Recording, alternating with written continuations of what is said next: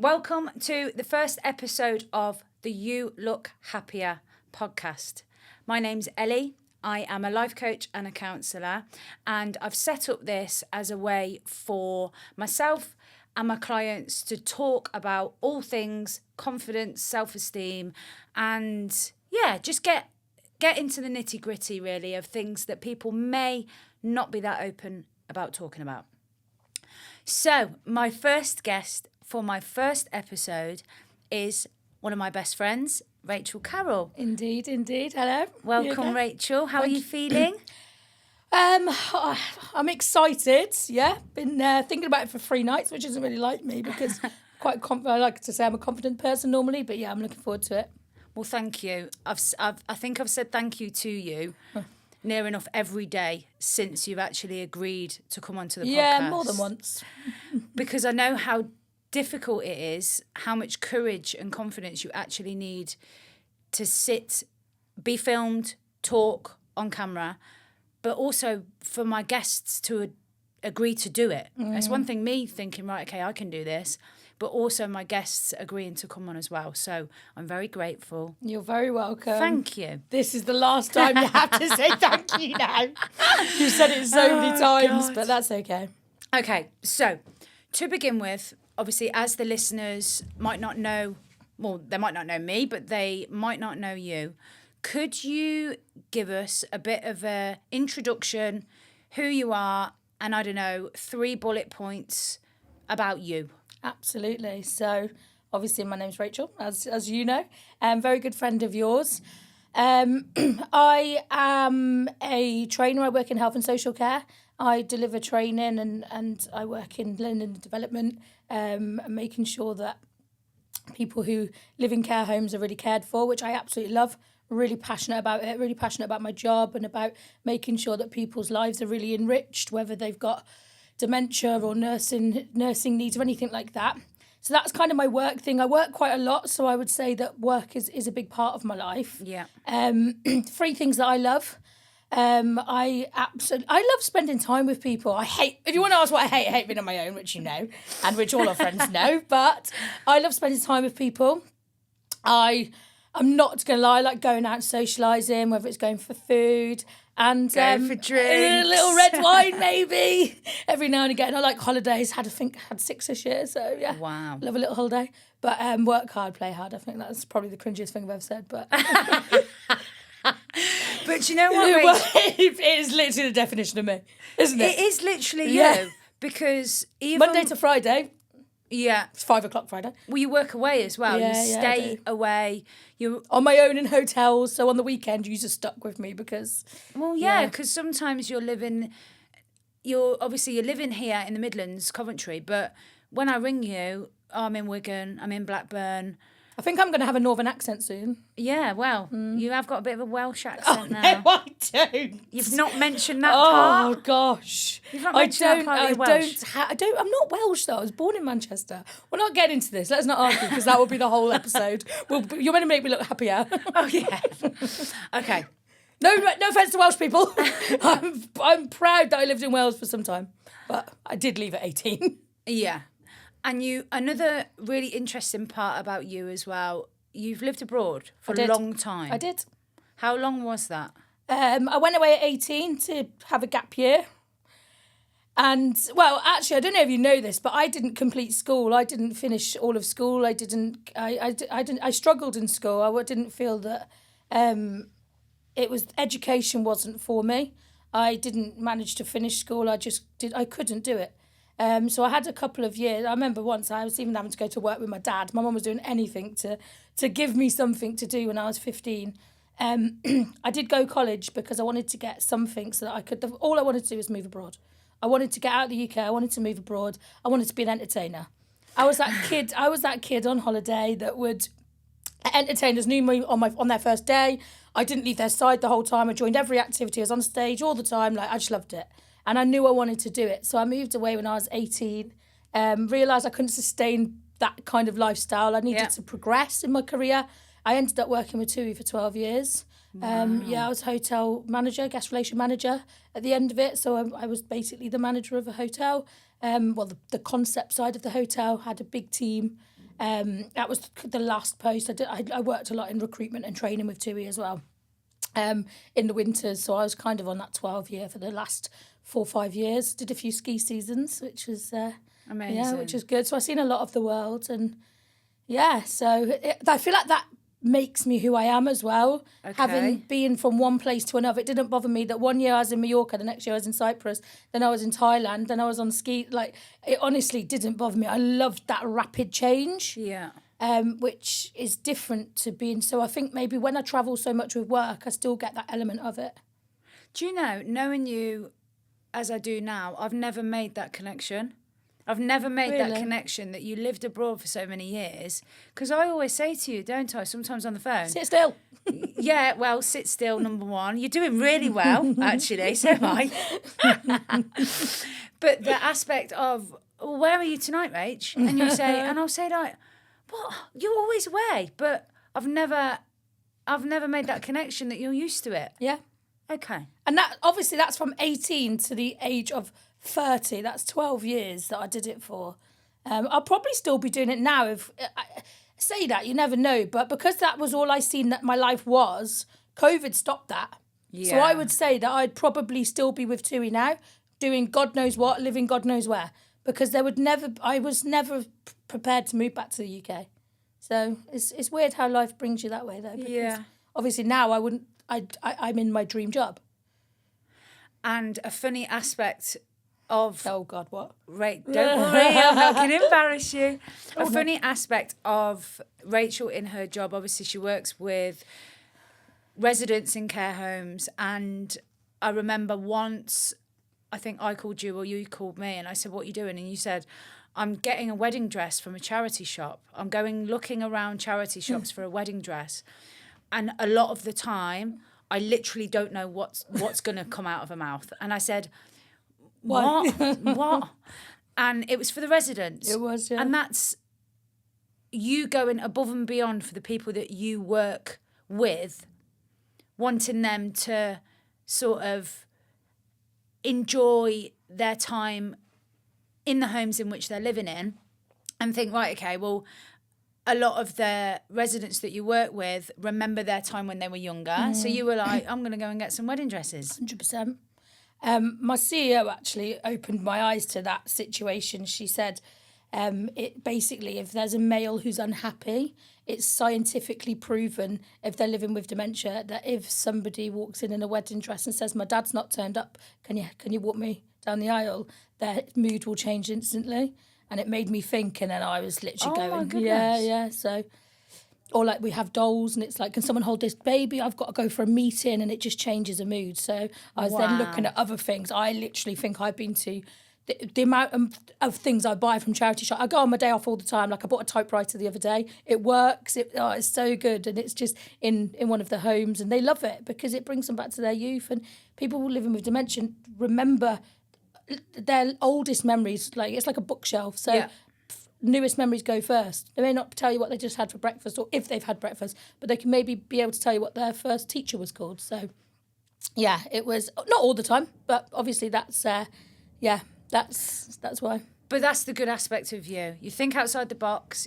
You're very, very caring about other people. But enough about other people, Racheal. Let's talk about you. Okay. So the purpose of starting up this podcast, obviously it is called You Look Happier. And one aspect of feeling happier or feeling happy within ourselves is confidence. Mm-hmm.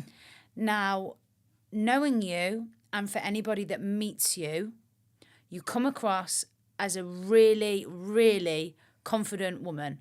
High energy, big personality, it's what everybody loves about you. Has this always been the case? I think if you asked somebody that knew me at 18, they would probably say yes. But did I feel the same way about it my whole adult life? No. I actually was quite nervous in situations. I think sometimes I use my confidence as getting over my nerves. I'm expected to be confident. I'm quite loud anyway. I've got a loud voice. Yes. So I think I use my confidence in a sense of getting over nerves at times as well. Like, I am really confident. You can stand me in a room of people I don't know, and I will talk about absolutely anything, and there could be 700 people in the room, and I'm absolutely fine with that. But it's actually people that I know that I actually become quite nervous around, or if I'm in a situation where, for instance, I deliver first aid training, if I was doing a class of people, 12 people I don't know, I'm absolutely fine with it, don't think about it the night before. If I'm doing it for 12 people that I know, or if I was delivering it to 12 friends or a company that I knew really well, the manager, I get nervous. Today I'm nervous. I'm okay now because I've started, but yeah, it's really strange. Racheal Carroll gets nervous. Okay. So what is it then? I'm not lying either. What is the difference between, because on paper you would think people would feel more comfortable around people that they know and less comfortable around strangers, but you're the opposite. Why is that? Because I think I set such high expectations to be so confident and to be so outgoing, and to feel I feel a silence. I talk all the time, you know this. Yeah. But I think because there's them expectations are there. I think it's expectations of me. I want to please. I'm not gonna lie. I love pleasing people. I love entertaining people. I love being the centre of attention. But that's because I love making people laugh. I love making people feel happy. And I think if the people know me because of the way I am, that the expectations are here. So I feel like I have to match that. I get nervous about not matching it. I guess it comes a little bit, even me counselling myself now, it's a bit like, actually, you're trying to meet expectations and worry that you won't. And it's fear of failure. That is so powerful, so vulnerable. And from that explanation, I'm hearing that because you are known as such a high energy, high confidence person, even on your down days when you're not quite feeling up to it, you feel like you have to live up to that reputation. That's when I get the red wine out. Well, yeah. Yeah. We all know I love a red wine.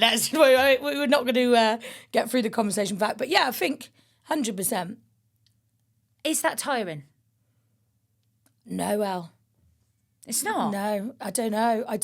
I honestly, sometimes I tell myself I just feel tired about whether it's about being so sociable or working so much in one week and then doing something. I fear that there's nothing going to happen on a weekend and that I have to chill. Because I just don't, I don't know how, I don't feel it. I don't ever feel like Monday mornings, maybe I'm a bit like, oh gosh, but as soon as I get in my car, Honestly, I just don't really feel exhaustion. Sometimes I'll go to work and I'll think, I can't wait to get to that hotel at 4:30, 5, 6, 7 o'clock, whatever time you finish my training. Can't wait to get to that hotel, have a bath and order in. As soon as I finish work, I think, right, I'm just going to go out and get some food. And I just I don't know. It doesn't, no. You mentioned something earlier about can't sit still, not being able to sit still.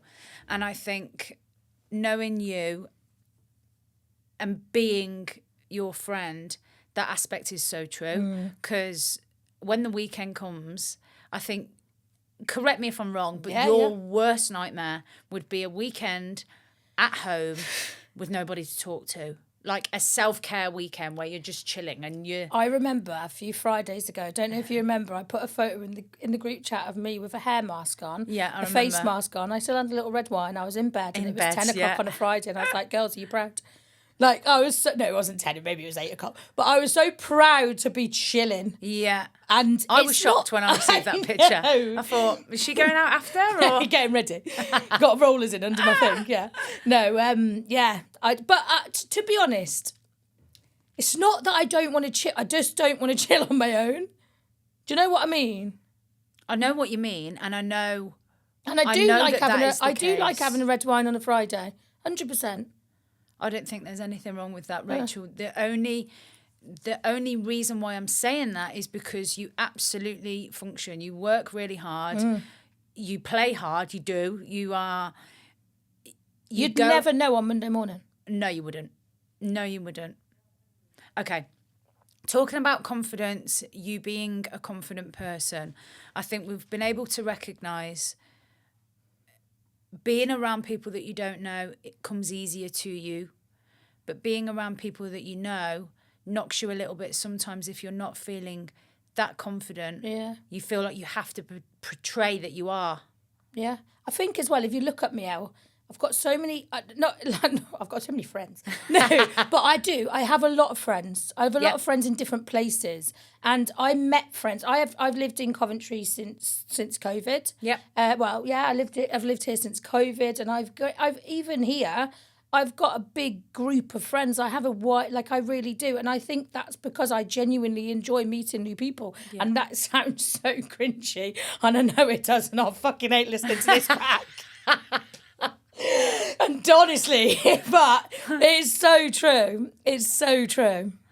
And without bigging up your own trumpet too much, right? You are a very interesting character. You are. People are interested in you.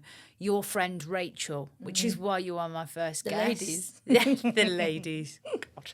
Okay, so talking about confidence, has there been a time in your life where you haven't felt confident? Yeah. Before I came out. Genuinely. Interesting. Tell me about that. Well, I knew, as you've already liked to mention, I grew up in a little town where there was nobody. I was the only gay in the village. But I wasn't, because I didn't come out. I was so scared of not being accepted of a small-minded place where I lived, and there was not one person in my school that was gay. I'm telling you that now. There was, because they will be now, but there wasn't. And there was one school for the whole town. So everyone went to the same secondary school. They called it high school, but everyone went to the same school, so everybody knew everybody. And I just remember thinking, I had boyfriends, which is so weird, but not a lot, and not like I never ever fancied boys and knew I didn't. And then when I went abroad, that was a big part of me wanting to go abroad. But even then, I think the first time I encountered a female, I think I was 22. That is crazy. No, so all of that. Yeah, go on. Sorry. No, do you know what's more crazy? Go for it. I came out to everybody in the end of 2017. That is not that long ago, Rach. I know. I'll be really honest. Did friends and family, were they shocked? Well, I told my mum. Yeah. I think I was 22. First time I got with a girl, and I thought, I'm gay. I know I am. And then I just had a few flings, and then I met somebody, and that was 2014. I met somebody, so I think I was 24, and I remember my mum picked me up from the airport. I'd been doing a season away, and we were driving back. I was at home for a couple of days before ski season, and I said, I've met somebody, and she was like, why are you crying? She was like, you better not be pregnant. That's literally my mum's reaction. Wow. I was 24. And she thought I was straight. But obviously I'd not been there. I said, it's a girl. And she was like, well, that's okay. And even then I was like, don't tell my dad, don't tell my dad. Didn't tell my dad for 2 years. I had a secret relationship for nearly 4 years. So like nobody, we were together, but my family, my mum knew, my sister knew, and one of my friends knew. One friend from Wales. And she was the only person I told. And I have a whole friendship group, and they didn't know. They thought she was my friend. So what aspect of that, what were you scared of? Why? Being spoke about, being like people, they're still at this point in that, I still was a part of that town. I was still going home, and I still had friends there, and I still thought people would judge me, and people would be like, oh, have you heard about this? I was so scared. I don't know why, because I was never there. Yeah, I was never there. I was abroad all the time. And I literally remember I don't know, now it seems crazy, but honestly, I don't know why I didn't, but I don't know what I was so scared of, but I was so scared. I wasn't myself. I was so scared about social media, what posts were put up. Did we look too close? Are we posting too many photos together? Are people gonna find out? I was wanting it to be that much of a secret, even on social media when Facebook got big. I was so scared that I was only with her, and I remember a friend saying to me once, you used to live together every year, like why? And I was like, oh, we're just really good friends. And that's one of my best friends who didn't care, may I add, when I told her. She was shocked. She was shocked. So the fear of other people judging you. Yeah, big time. The fear of other people talking about you. That was preventing you from being being yourself and allowing yourself to be I was happy. living a fake life. I pretended to have a boyfriend, like pretended that I didn't catfish. I mean, like I pretended that I'd met someone. Have you met anyone abroad? And I was talking about what I'd done with my partner at the time, but I was using a boy's name. Wow. Yeah. So how did you feel after that? Is that what sort of brought your confidence back? Did it excel your confidence? I think when I met somebody that said, one, you're gay. Two, I'm not. Three, I'm not being with somebody that people don't know. I'm not being in a secret. And I thought, oh my God, like you've come out to everybody and I haven't. How? Because I'm me, and like, do you know what I mean? And that's when I did, and I didn't make a big song or dance about it, but I did. And oh my God, when I tell you nobody cared. Nobody thought about it. Nobody said anything. Nobody cared. Now I'm proud of it. I'm so proud of it. You know I am as well. I know that you are, and you absolutely should be.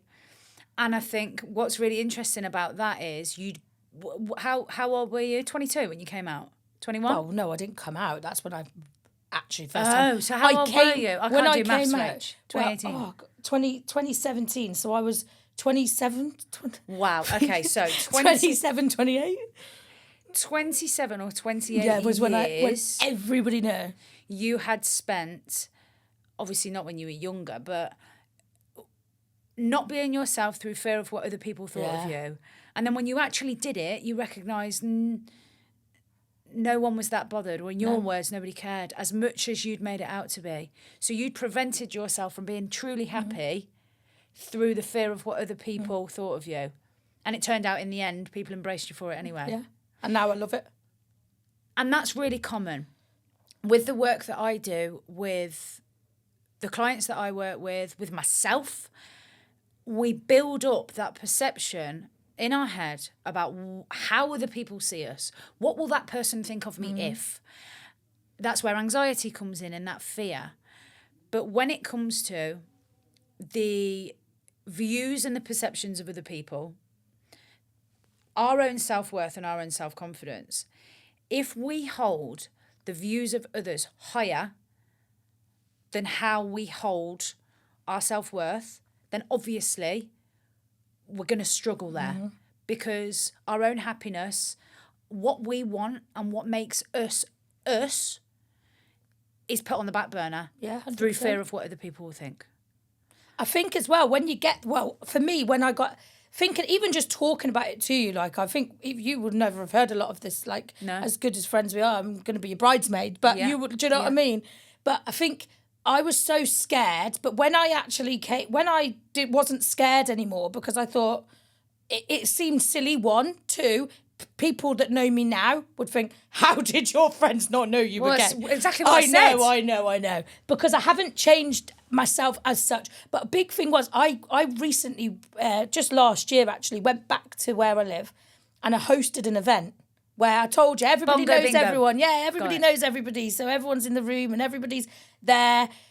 People, all my friends from school, people that are friends of friends, it was packed. It was, for where it is, it was a busy event. Yeah. And I made actual jokes about me being gay. And I was so confident, and I didn't care anymore.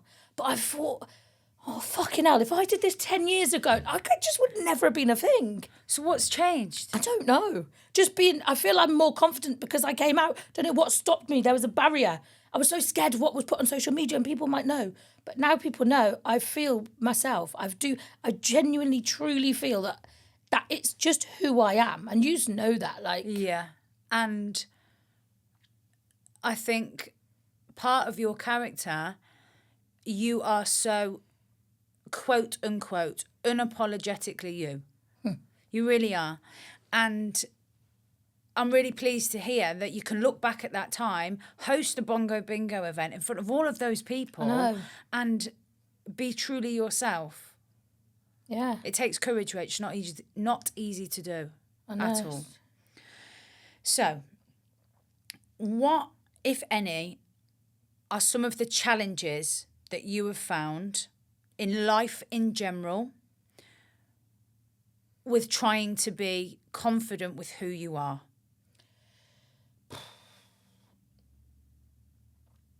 I think It's a hard one. So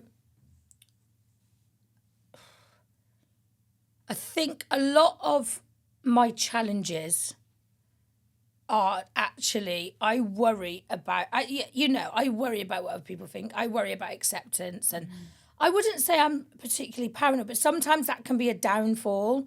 I overthink as well, which is strange. I really overthink situations. I think, is that person not speaking? Have I annoyed that person? Or have I done something? And it's not even, I wouldn't even say I'm a victim, because when I don't, in a sense, not a victim, I don't have a victim mentality where I'm worried for myself. I worry that I've upset somebody if somebody goes quiet, or because I don't have down days, I guess, and because I don't have days where I come off my phone or I go and have a walk on my own. That's.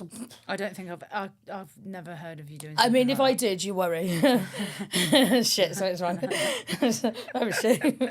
She's probably in the nugget on her own having a pint.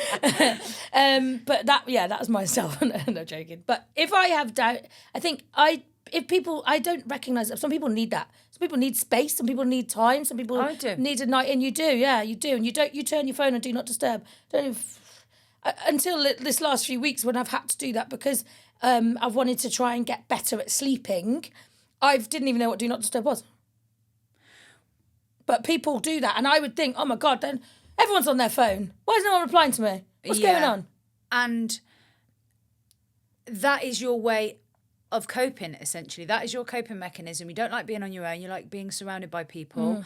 Whereas for me, I love being around people. I love being around my friends. But something quite funny, Racheal be out on the weekend, and then Racheal will text me and invite me.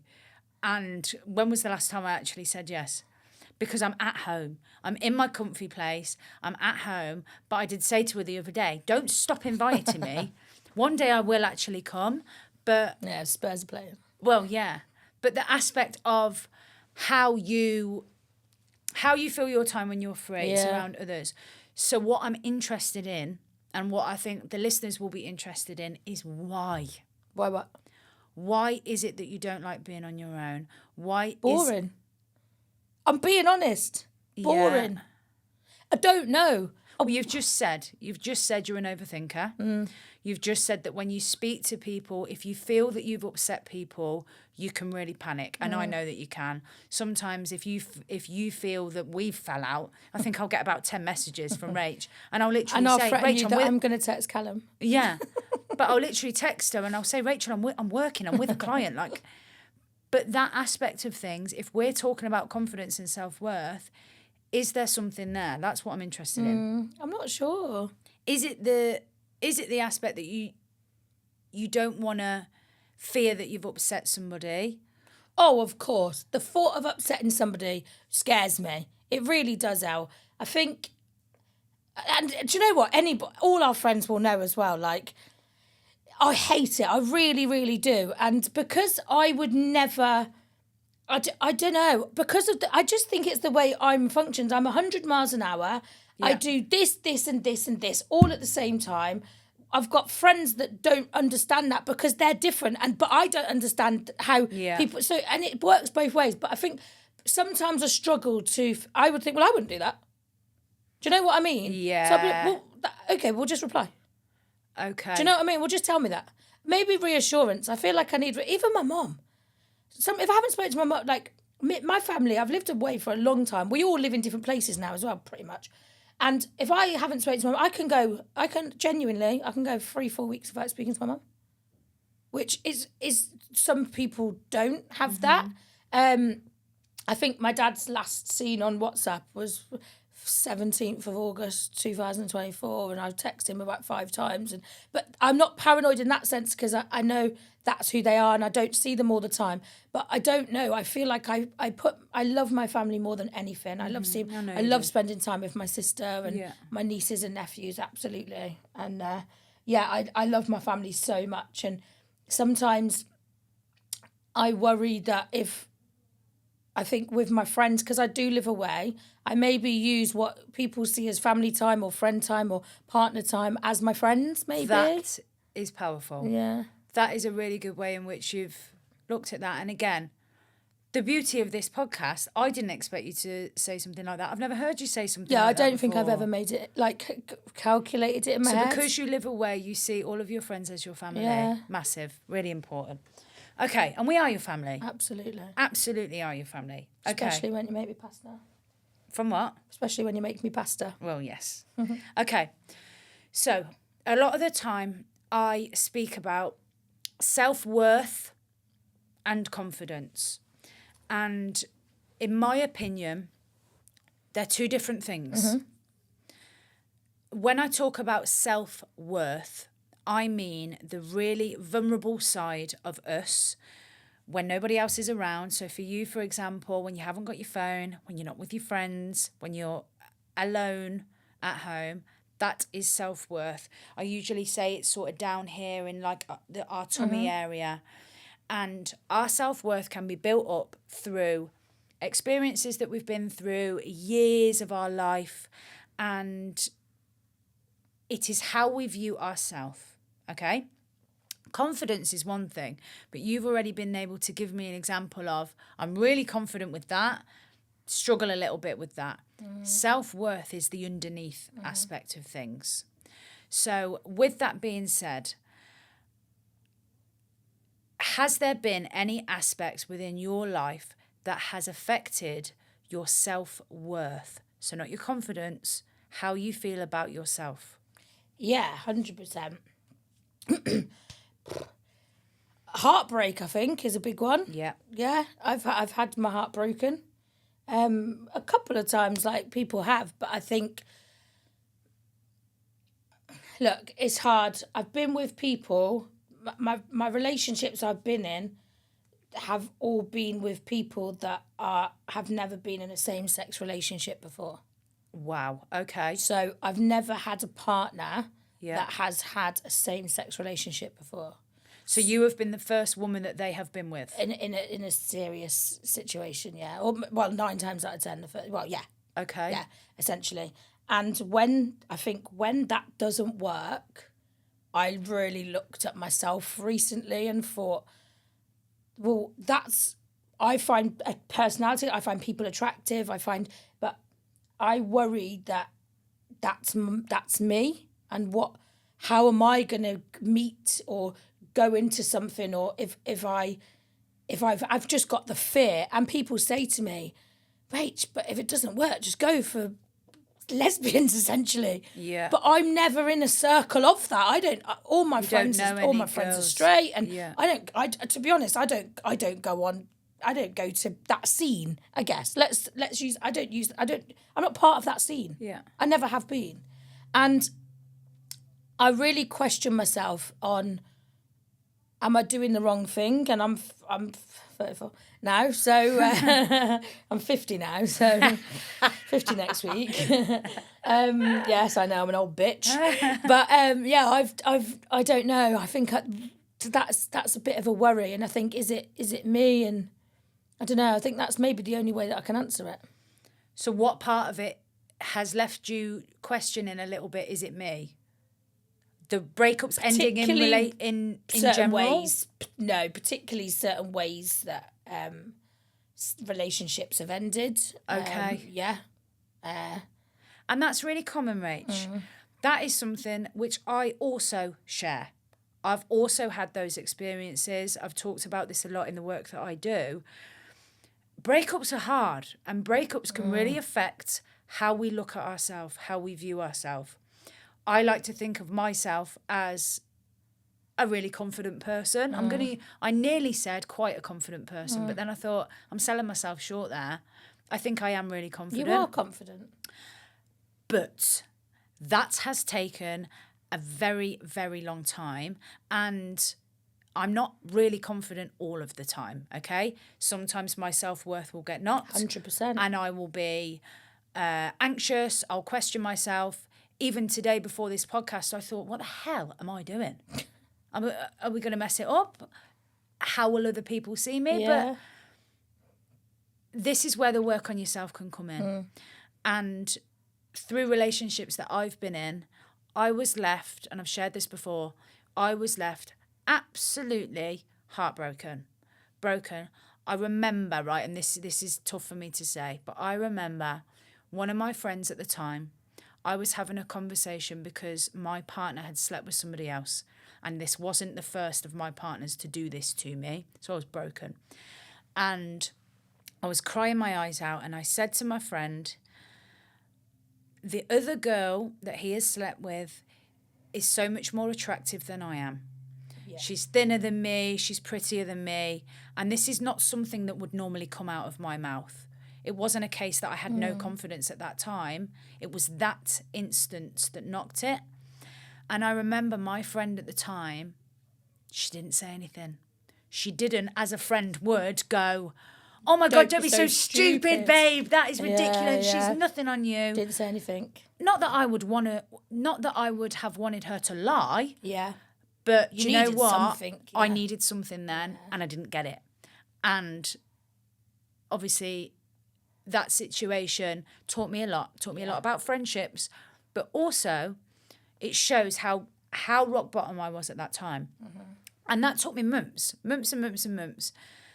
And the work that I do with people and work which might help you in this situation is thinking, okay, when we start questioning ourselves, it's because of our self-worth and how we view ourselves.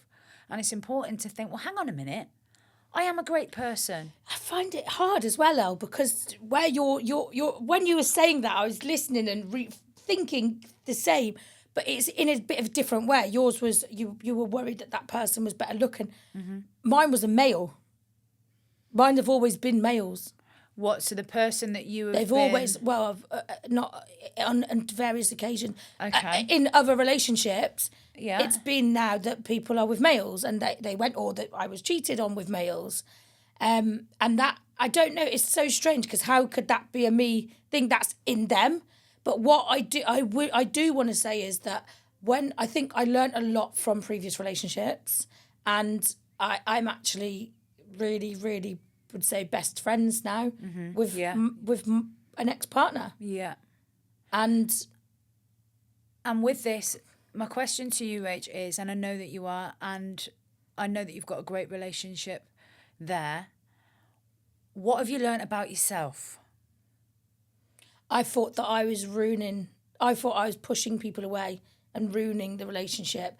I thought that I was unattractive. Okay, so that's similar to something that I shared. Not to be around. I've got polycystic ovary syndrome. Okay. So I've always struggled with my weight. And where I'm confident, I'm not confident with the way that I look. I'm really not. However, it's so weird because my friends will say, we was talking about it, I went away on the weekend, they were like, you literally don't care. You would walk around naked. I was like, I to you because you're my friends, but actually I genuinely have like, I hate 9 out of 10 photos of myself. Like, but I have to, I know because you're like, but you love, I love social media, you love posting, you love doing this. But can you see how many I had to do before that? Because I want to get the right one. And I really, really look at the way that I look. But I've always struggled with that. And I think in this last couple of years, last year I went January and I started the gym. I was eating clean and I saw, and people will say, no, there was, but not what there should have been.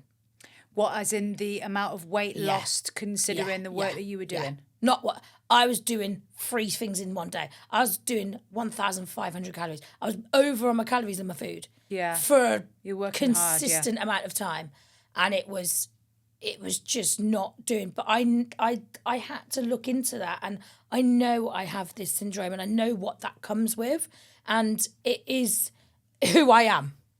And my mum always said, my mum is tiny, my mum's an athlete. And when people see my mum and me, my mum's doing Kilimanjaro next year. Like, she is an athlete. She runs so many marathons. But my mum was honestly, my mum was the exact same as me, her adult life, until she had a child. And then it went, and I always thought when I was younger, well, when I have a child, I'll be skinny. When I have a child, I'll be skinny.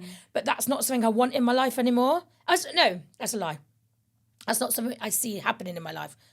Do I want it?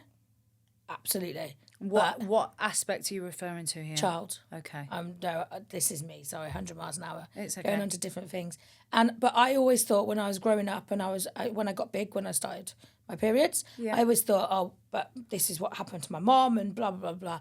And then as the time went on and that didn't happen, and then, it is polycystic ovary syndrome. It is a thing. It gives you pain. I'm regulated, and it's just, it's so hard, and I've been on the waiting list for 4 years for a gastric sleeve surgery. Yeah. And I'll wait for that and have it done, and I'll do everything that I need to do up until then. But I think body confidence, I always put being cheated on down to being unattractive. Powerful. Underline, quote unquote. You've always put being cheated on down to being unattractive. And that there, I can tell you, number one, that isn't the case.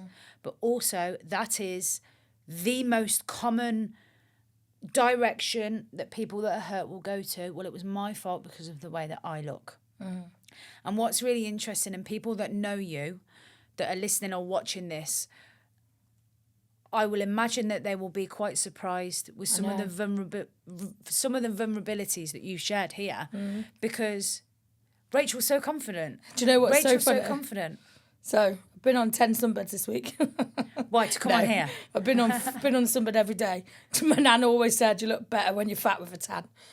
Oh, Ray. I'm actually joking, but she did say that in a little Irish accent. But So that part there, the reason why you've said that is because you knew that you were coming on here, so you've gone on some beds. That is so brave of you to say. Fair play to you. I nearly, if we've both been vulnerable here for a laugh, my hair extensions need taken out. I'm getting them taken out, but I didn't want to not have them in for this podcast. We've maybe got a bit of similarities there, views on how other people might see us. 100%. Okay. So, with us speaking about self-worth, self-confidence, if somebody else was struggling with this, right? Yeah. If somebody else was struggling with who they were, how they looked, what advice would you give to them? So hard because I don't see it. I find people that are the same size. I think you're beautiful. I don't see it. I think Lizzo is 10'10". That's what I mean. But I do. I don't know why. I think when it's about yourself, but I don't know why I just use Lizzo. She's 10'10". But I think you just, I don't know. I don't do what makes you feel better. I feel better today because I had sunbeds. Okay?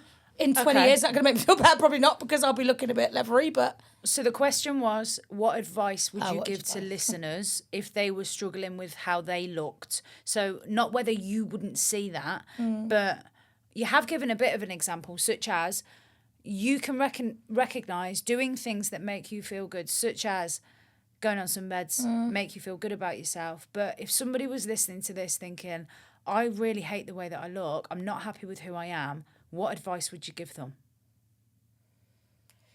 I think that's brutal. You've got to do something about it. Not in the sense of diet or anything. I don't mean that, but you've got to do whether it's working on yourself so that you become better. I've worked on myself.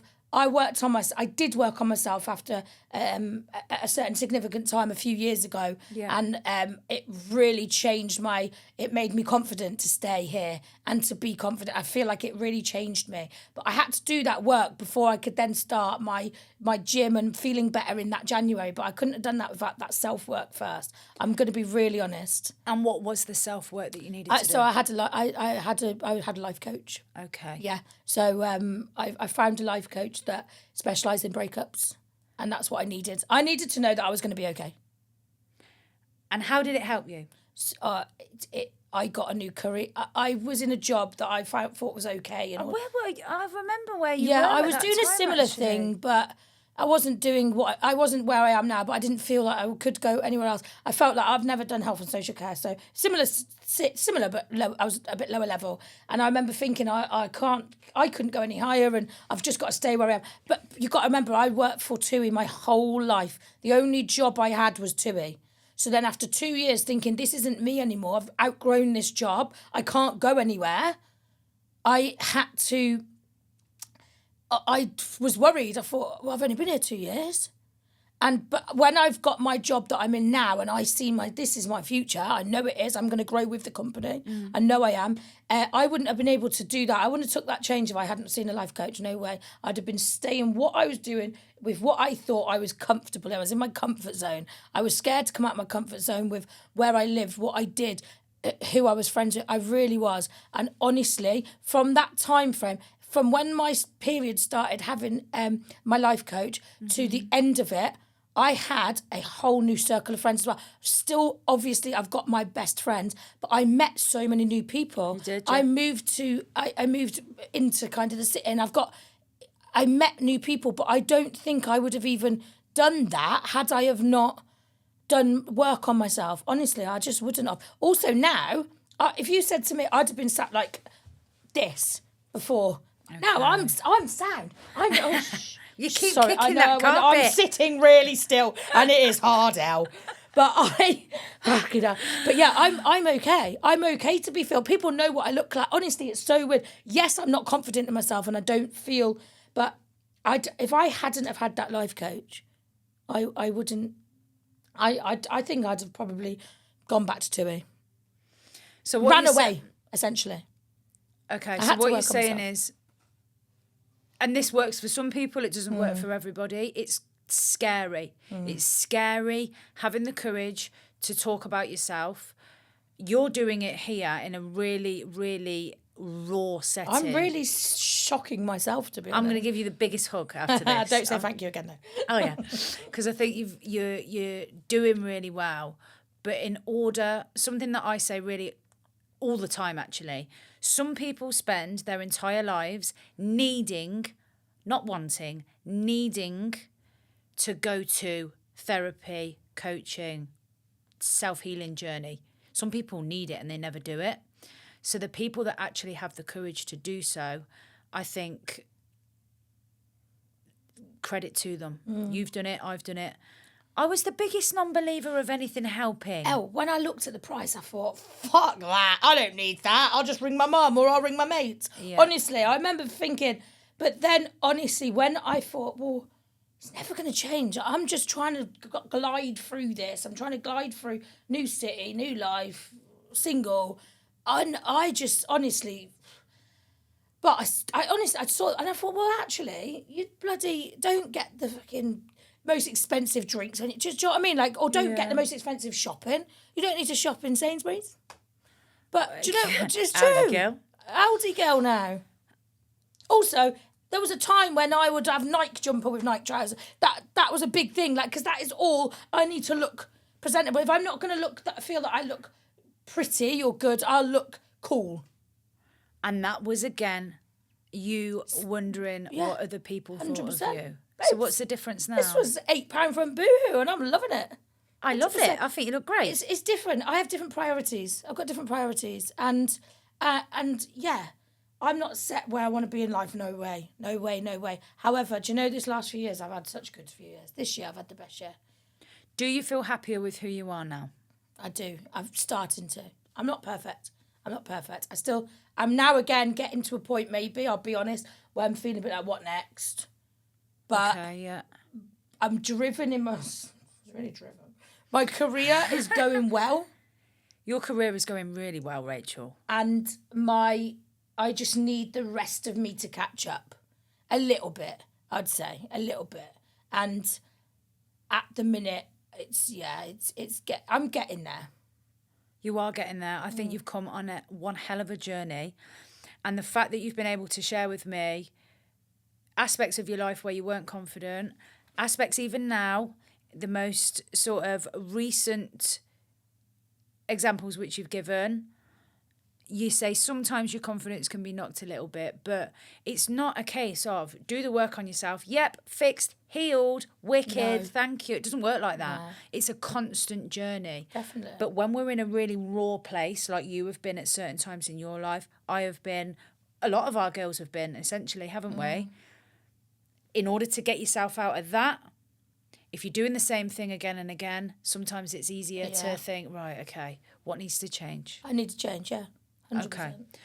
So, with all of this being said, I think we've grasped a couple of things here. So we've understood, yes, you are a really confident person on the outside. However, what a lot of people may not know, I knew a little bit, but the fact that you do have some vulnerabilities, do have some insecurities, you're human, Rach. Yeah, you've got them, I've got them. And what I've loved about today is how vulnerable, how open you've been, hearing all about your sort of sexuality, some of the medical issues that you've been having. And I'm just eternally grateful. I'm not going to say thank you. That's one thing about you as well, before I close, right? Yeah. You hate compliments, but you also hate people being grateful. You're like, oh, just shut up. Yeah, it's fine. Yeah, it's fine. Something which you're uncomfortable with. Hence all right, just stop saying thank you all the time. And I'm wondering whether that is because the spotlight is on you in a vulnerable way. Not me. Hosting Bongo Bingo. That's the last time I had a mic in my hand. Okay, yeah. Interesting. So, I am very grateful. Thank you so much. You're also very welcome. For coming on today. I hope you've enjoyed it. Have you enjoyed it? Yeah, I have. I was just thinking about next time. I also, as you were just saying that, I was thinking, shit, I forgot to put my lip gloss on. But that's all right, isn't it? Yeah, of course. Something which I was laughing at is the guys outside this podcast studio. We've been quite loud at points today, so it'll be interesting to see if they heard it. Yeah. But yeah, I'm really grateful. You may be invited back. Hope so. Yeah, I think you will. And yeah, thank you.